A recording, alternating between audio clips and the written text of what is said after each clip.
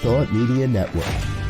We are a global broadcast network of positive music, media, and entertainment, inspiring humanity's evolution along the journey of enlightenment and creating a world of love, peace, empowerment, and prosperity for all. New Thought Media Network. Positively inspiring.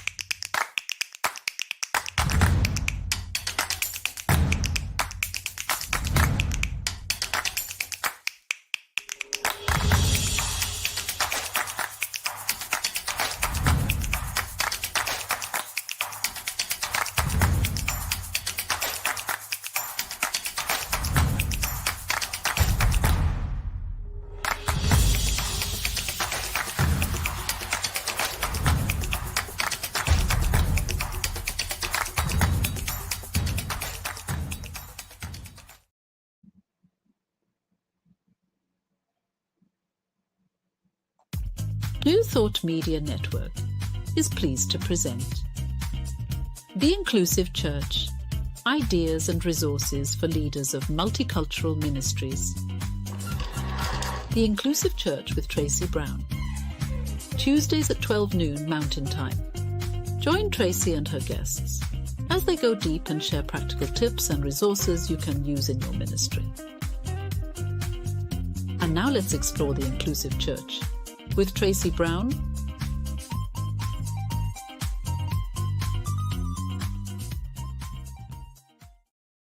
Hey everybody, welcome to Inclusive Church for this week. My name is Tracy Brown. I'm the author of Stained Glass Spirit and the host for the Inclusive Church show right here on the New Thought Media Network. So welcome. If this happens to be your first time watching one of our shows, I want to clarify two things that people seem to get confused about.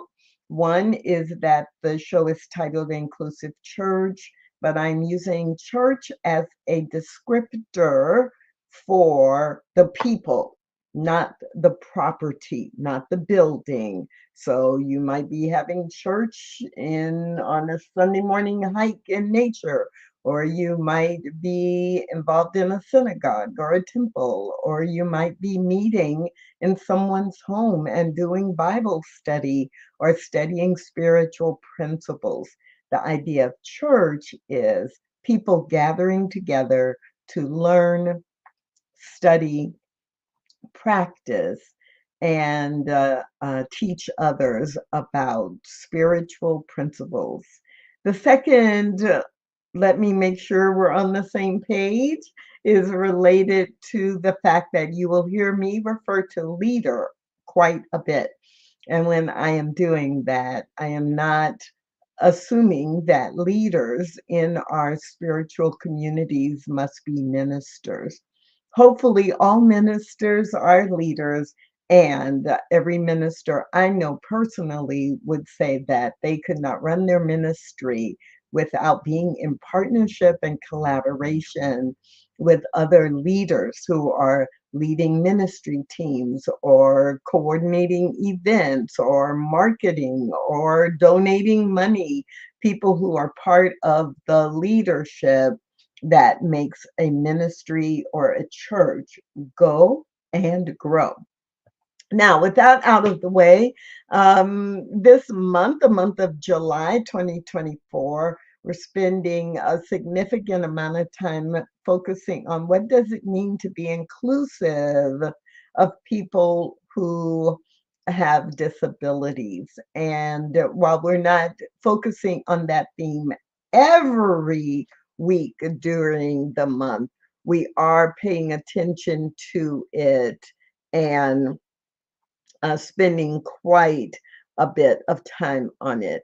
And today's session is really about some of the basics. If you are committing to include people with disabilities in your church, what are some basics that, it's like, oh, you just need to be able to check these boxes or understand this basic information. And I'm doing that because I'll be talking with guests later in the month, and I want us to be able to kind of jump in at higher level, or depending on how you look at it, at a deeper level. And so I'm going to do a toolkit session today, which is just covering some of the basics and two or three of the questions that I've been most frequently asked about this topic. So again, if this is your first time watching the show, what's a toolkit session? Typically, the show runs about 50 minutes, so we let people have a little break before the top of the hour. But when I do a toolkit session and I don't have a featured guest, then I try to keep those to 30 to 35 minutes. So we're going to dive in. We're going to get to the point. I'm going to share some information that I hope you will find interesting and helpful, and then we will get out. So, including people with disabilities, that is the focus. And so, let's talk about just even the word disabilities, right? Let's talk about the word disabilities. And people want common question.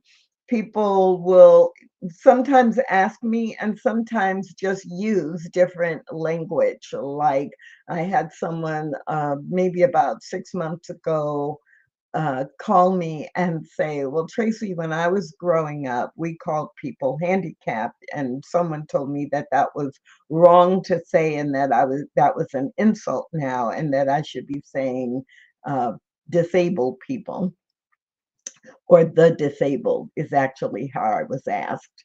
And so I said, well, let's talk about the three terms that come up the most: impairment, disability, and handicap.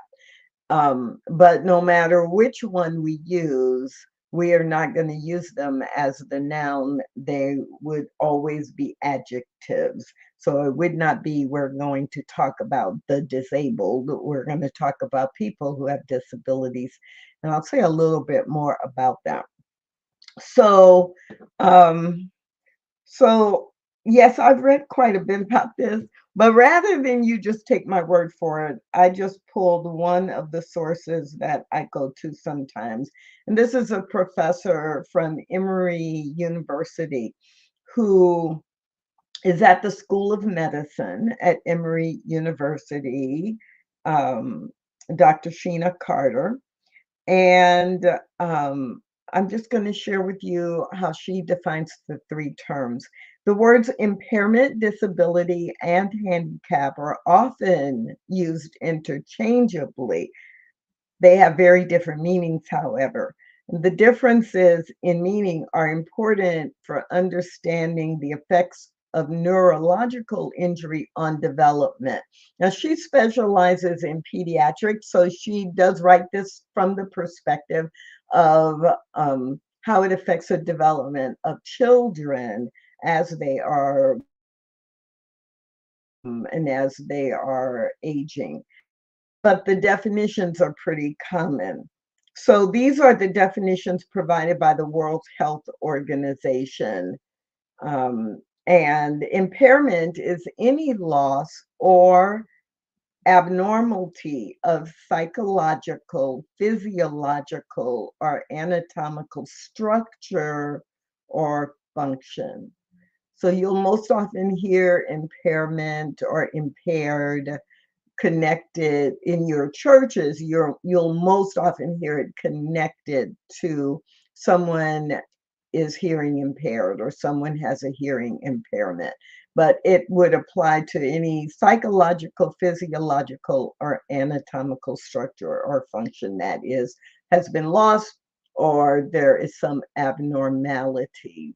Often people will refer to dyslexia as an impairment. But again, it's just, it can be psychological, physiological, or anatomical. impairment. Disability, again, these are definitions from the World Health Organization. Any restriction or lack resulting from an impairment of ability, any restriction or lack of ability to perform an activity in the manner or within the range considered normal for a human being. So you have an impairment, and then depending on how it affects your ability to function, that might be labeled as a disability. And handicap is a disadvantage for a given individual that limits or prevents the fulfillment of a role that might be considered normal or that might be considered necessary. And so the handicap is a negative handicap that affects the actual performance or the actual execution of specific tasks or roles. Now, having said all of that, whew, you're not going to remember all of that. And I don't remember all of that, even though I've done presentations and speeches and coaching around it. And the reason it's hard for us in the United States, especially, to remember the detail and then sparse it out, unless we work with people with disabilities all the time, then we have found that in the 21st century, the most common usage in North America in general and in the US specifically is to use the term disability or disabilities. And part of that is because a few decades ago, about 3 decades ago, in the United States, there was a law passed that is referred to as ADA, or the American with Disabilities Act. Americans with Disabilities Act, ADA. And so the second question that I get very frequently over the past 10 years when we're talking about this subject is, well, we're a church. Are we required to make reasonable accommodation for people who have disabilities? Because an element of the Americans with Disabilities Act requires employers and public accommodations or public event spaces, public entities to provide reasonable accommodation for their employees, their members, their guests, their audiences who have disabilities. And so that does apply to employers. It applies to if you're doing public accommodations like hotels, restaurants, etc. Interestingly enough, the ADA does not legally require churches or religious organizations to comply with the act. Okay, so that is factual.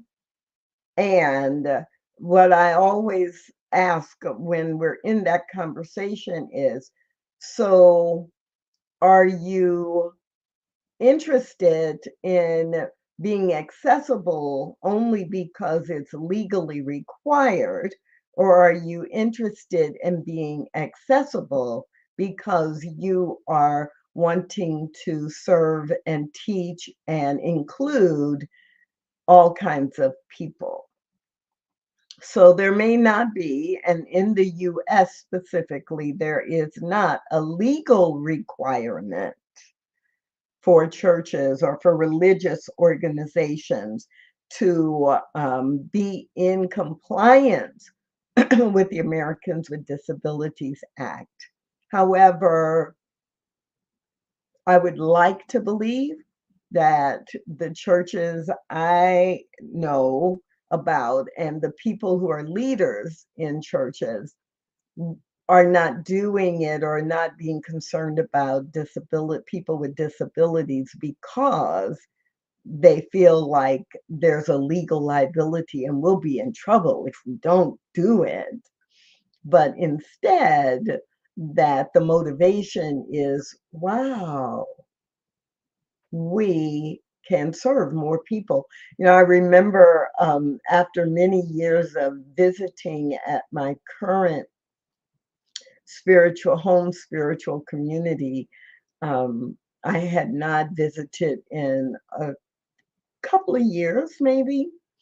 And I went in and I was surprised and impressed that there was someone on the platform who was using sign language so that people who were in the congregation would be able to enjoy and understand what the minister or the speaker was saying.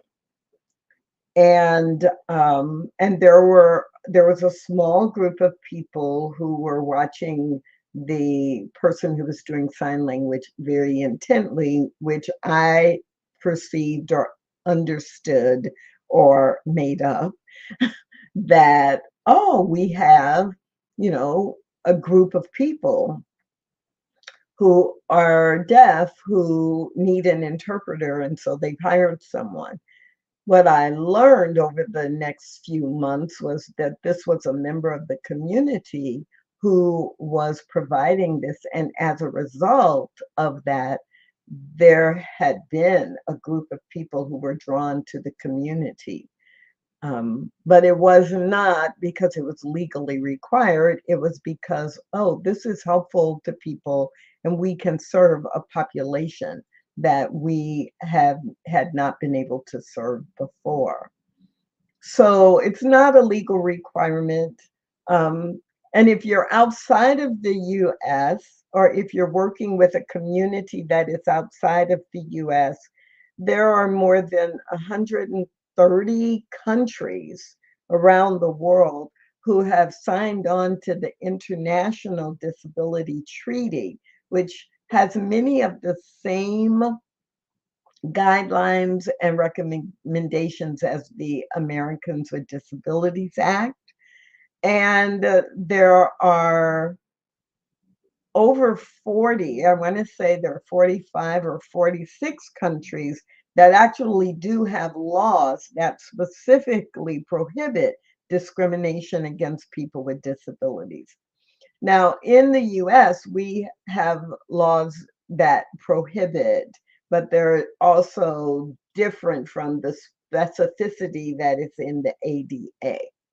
So you don't want to break the law and be, intentionally or blatantly discriminatory.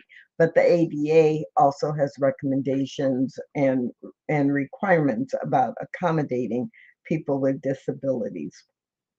So that's the second thing I get asked a lot. And we're a church, why should we care about the ADA? Or more often what I hear is just the question, are we required to follow the ADA, the Americans with Disabilities Act? So I mentioned a few minutes ago that we would not say, as the person asked me, the disabled. In general, we wouldn't say that, just like we wouldn't say the Blacks or the gays or the people first language. Right, all of these labels are actually adjectives. So we have people who are Black, or we may have the Black community, or we may have people who identify as transgender. We don't have the transgendered, right? So our use of language with people with disabilities is just as important to remember that someone who has a disability, it is one aspect of who they are, not all of who they are. And disabled or disability is most often used as an adjective when used appropriately. right? So you might be saying disabled people, or people from the disability community, or people who identify or have experienced a disability. You might say differently abled people if you're not comfortable with, or you want to have some variety and not just say disabled. Or people with disabilities is the phrase that you will most often hear. It's the phrase I most often use. Um, but just practice. How will I use it as an adjective or a descriptor, but it's not a noun in itself when I'm referring to people? Okay, so it's a little tricky because, yes, I might be talking about um, disability as a noun, that there are disabilities that human beings experience or navigate. But if I'm describing people specifically or groups of people, I'm going to say people with disabilities, right? Um, so those are the top of mind things that you want to keep in mind. I also like the fact that we're going to focus on this for a couple of weeks, because so often when people hear inclusive church, they think only about race, or they think about race and sexual orientation or gender identity.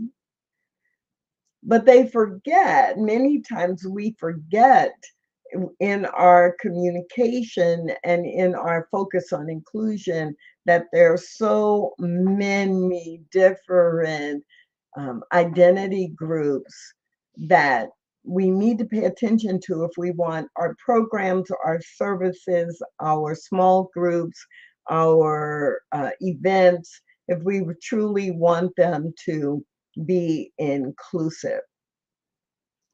So when I am engaged with a community and we're beginning to think about what's the strategy going to be, what's important, then I encourage them. And so now I encourage you to really think. Like, one of the things to do is, maybe look at the last 6 months and have some categories, like what are all the classes that we offered? What are all the social events that we offer, or social environments that we create, like in the fellowship hall after Sunday service, right? But what are the social elements? What are the spiritual elements if we have a regular service, like a Sunday service or a Friday service? How is that set up? What are we doing in marketing? Images, language, all of those things I want to look at. And I'm going to look through another category, welcome and membership. And so I'm going to look at all these categories. And what I want you to do is, take 6 months, because 1 month usually doesn't give you enough variety, but to really look at it and say, oh, where are we doing a good job? Or number one, I guess the first question really is, do we have people with disabilities participating now? And if so, where? And if no, then we look at everything through a lens of, if we wanted to make sure that people with disabilities could fully participate, then you look at these different categories and go, what are we doing now that would make that easy? And what are things we're doing that might be barriers? Everything does not require you to invest a lot of money. It really just requires you to be intentional and to look at everything you're doing through a slightly different lens. So let's talk about that for a minute. When I say people with disabilities participating and being engaged in your activities, what comes to mind? People who are blind or who have very limited vision, people who are deaf or have limited or decreasing ability to hear, people who use wheelchairs, canes, walkers, scooters for mobility, people who use crutches, people who are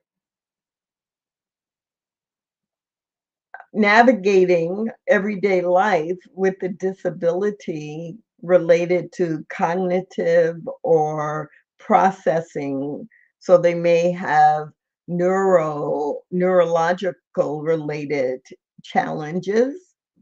So they might be on the autism spectrum, or they may have differing levels of the ability to communicate. There are so many ways. And what's what's always in the back of my mind is that all disabilities are not visible to the eye, right? There are invisible and visible disabilities, and we have to keep that in mind. The other thing that I always try to remember is that many things that we think of as disabilities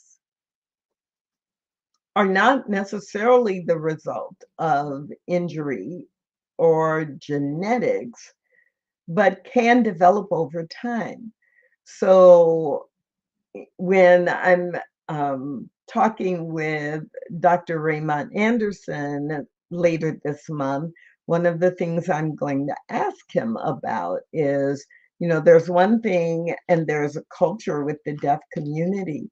But what I've noticed is that as people age, there's the issue of people who are just aging and their hearing ability is decreasing, and they may be resisting purchasing hearing aids, or they have hearing aids, but they don't want you to know, or they don't wear them. And so you have a whole bunch of folks at your events or in your weekly service who are actually not hearing the talk, or who are challenged by the talk and the music and all the other noise that's going on in the room, maybe from the air conditioner or maybe from the volunteers who are gathered nearby, and they're navigating what is really a challenge and beginning to feel less and less included or comfortable. What about someone who they look just fine, but they're beginning to have some dementia? How are you going to notice? How are you going to support? How are you going to show up for that person to keep them engaged as long as possible? These are the kind of conversations that I want to encourage you to have. And this today is just an overview, just some food for thought as we go into this focus on including people with disabilities in your spiritual community.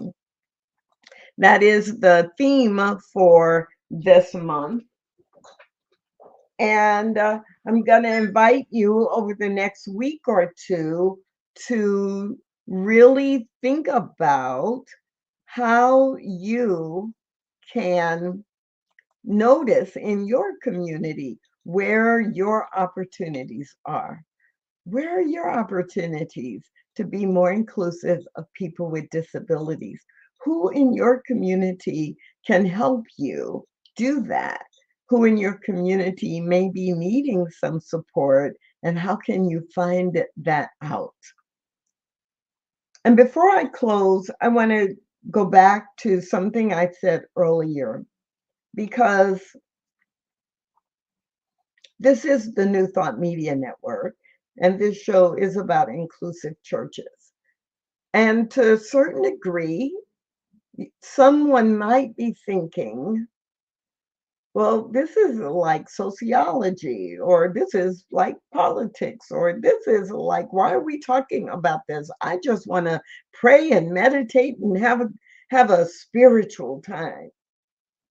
And so before I close, I want to remind you and me, all of us, that in order to have a growing and thriving spiritual community where we actually walk our talk, where we are saying that we want to follow the example that Jesus set and love everyone, we want to be the example of the spiritual quality of love.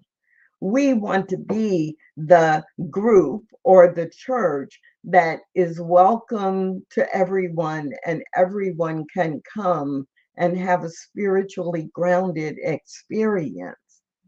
This is why we talk about this, not to ignore that everyone in our neighborhood or everyone in our city, not to ignore those who may find it difficult to navigate our meeting place or our parking lot. Are we paying attention in a proactive way in order to actually be inclusive? So that's why we're sharing that information, this information today. That's why we will be spending some time over the next few weeks diving a little bit deeper. And I hope that this is something that will be helpful to you either right now or the next time that you are working on your strategy. So my name is Tracy Brown. I am so delighted that you have hung out with me for the Inclusive Church today. And I hope that you'll join me again next Tuesday or any Tuesday after that at 12 noon Mountain Time, right here on the New Thought Media Network. Thanks for watching The Inclusive Church with Tracy Brown.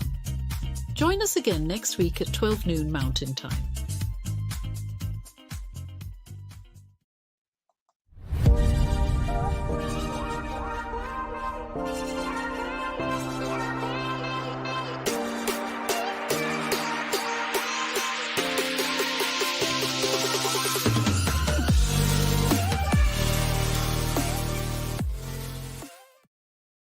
On behalf of everyone at New Thought Media Network, thank you for being a member of our virtual family.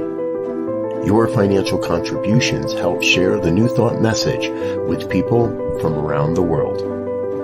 Please visit and contribute at www.ntmedia.org/donate. New Thought Media Network, come be you. And please like, share, and subscribe. Until next time, peace and blessings.